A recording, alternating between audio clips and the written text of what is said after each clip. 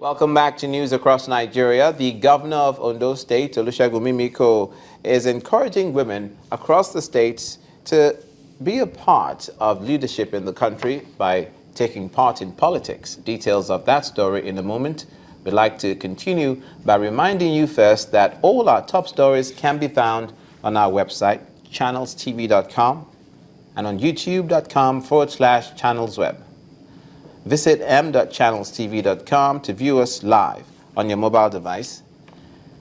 You can also download the Channels TV app for Android, iOS, and Windows phones from their respective stores.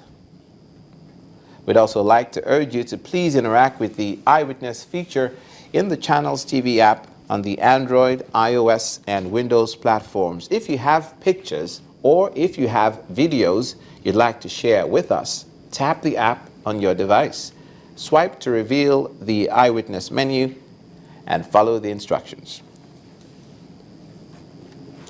First, some pictures sent from you to us on our Eyewitness portal across the Nigerian states. And this one is occurring in the southwestern region of the country. It's the infamous Apapa-Oworonshoki Expressway traffic gridlock. There are no details of the cause of this particular traffic jam, but that's a no-brainer because it occurs every day. This one is from Ajegule in Lagos, showing school pupils hanging dangerously, as you can see, on a commercial bus. This act is dangerous, should not be encouraged, especially as it concerns youngsters such as these. Their parents will be turning over, well, be unhappy at this.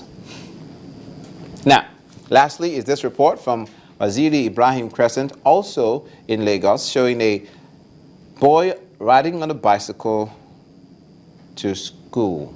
And there's that little child at the back, perched precariously.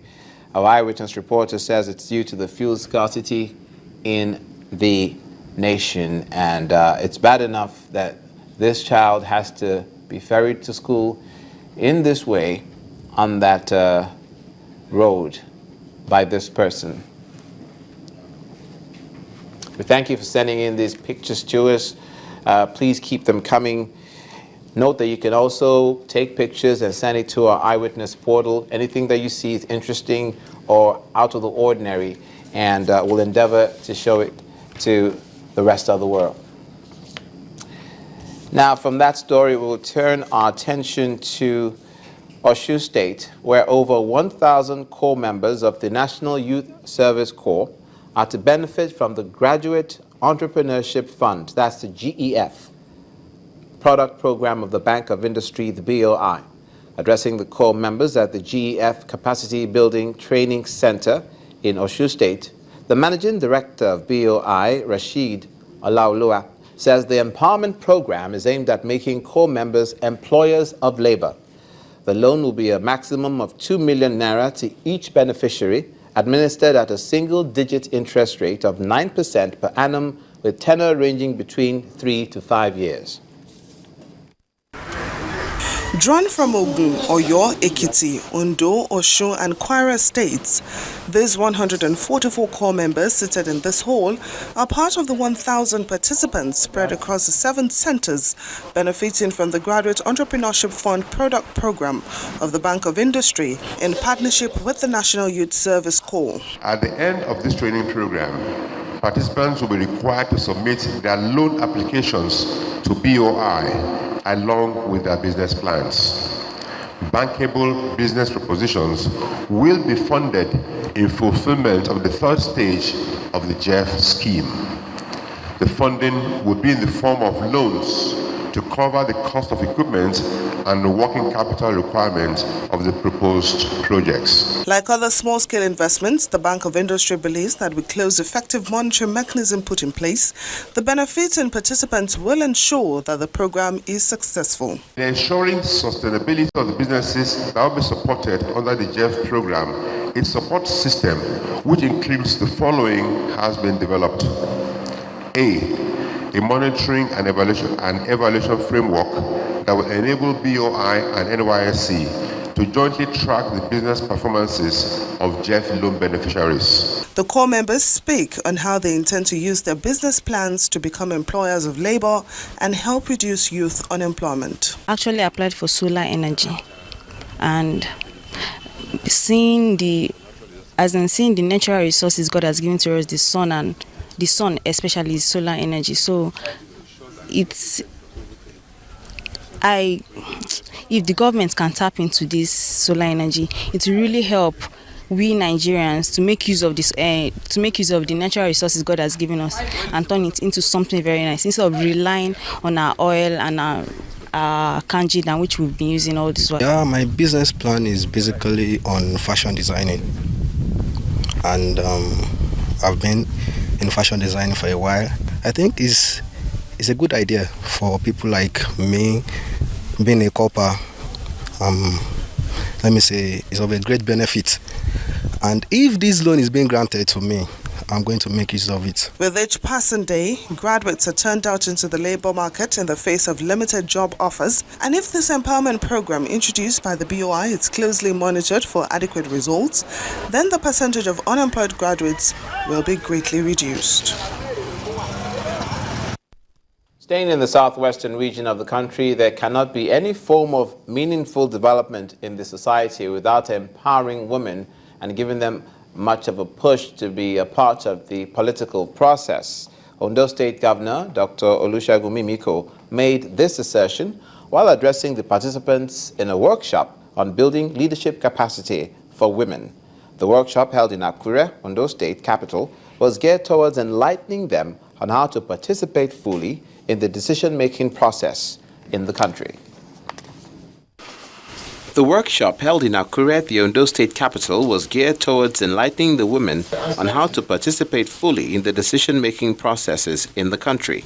We want to play catch up, and we say, let's set a goal that in 20 years, in terms of all development indices, life expectancy, availability, accessibility to quality healthcare, drinking water, how accessible are you to water and sanitation, and all of that.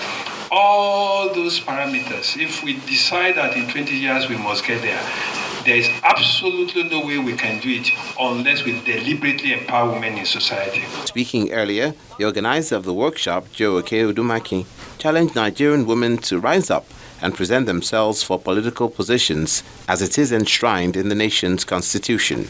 There should not be any discrimination and there must not be any barrier, but we see that our women are restricted. So these limiting factors in political climate against women and inequality of access to the decision-making process, we demand in having full participation in public affairs. The resource person at the workshop, the Vice Chancellor of the Ondo State University of Medical Sciences, Professor Friday Okorufua, insists that women do better in politics as they are less likely to be involved in violence and corrupt practices. Corruption, illegalities, rigging, oppression, manipulation, those are things that women don't do too well.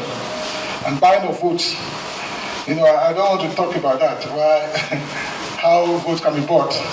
And the fact that women are not able to do that. And then, of course, there is sexual harassment. If a woman is doing too well in politics, people might even accuse her of many things, including sexual problems. The Speaker of the Ondo State House of Assembly, Honorable Jumoke Akindele, urges women to go above and beyond and arrive at leadership positions. It doesn't matter how often we say this, unless we all arise and say, we must go beyond arise, we must arrive. The workshop, without any doubt, is geared towards empowering women and putting them on an equal footing with their male counterparts in the political process. To Anambra State now, where 150 youth from across the 3 senatorial zones, fully trained and equipped, have been commissioned to embark on daily road maintenance of all the streets and roads in Anambra. The project was commissioned in a major ceremony in Awka, where the state governor, Willie Obiano, told residents that the initiative will help enhance good roads and safety of lives. Governor Obiano asked the 21 local government administrations to lend their support to the youth to make the laudable project a well-done one to be beneficial to the citizens of the state. Nothing affects good roads like potholes, which if not checked may lead to a total deterioration of the infrastructure. Considering the huge budgets that go into road construction and rehabilitation, the Anambra State government says it believes in the statement that a stitch in time does actually save 9, which informs the launch of a daily road maintenance project. I do this in the name of the Father, Son, and of the Holy Spirit. Amen. The initiative will employ 150 youths from the 3 senatorial zones of the state who are trained and equipped with the task of daily road maintenance. To make their work easy, the state government has purchased all the equipment required to do the job, which should eventually elevate the state's level of infrastructure. By the time this agency have gone halfway into the vision and mission you have for it, I believe Anambra State will become as one of the most motorable roads in the country. You talk about employing our youths, training them in the art and science of maintaining roads. So what we are witnessing today is not only these boys and girls, the youths in Anambra, who will now move to the streets to patch these potholes. They are being empowered economically. Governor Obiano then went on to explain that the youth will work in 5 clusters of 10 in each zone. He asked the newly recruited youth to work diligently and they will be paid well for their efforts. What we have in mind is, from now on, we don't want to see any pothole anywhere in Anambra State. No, it's a zero pothole arrangement. That's what we're trying to do.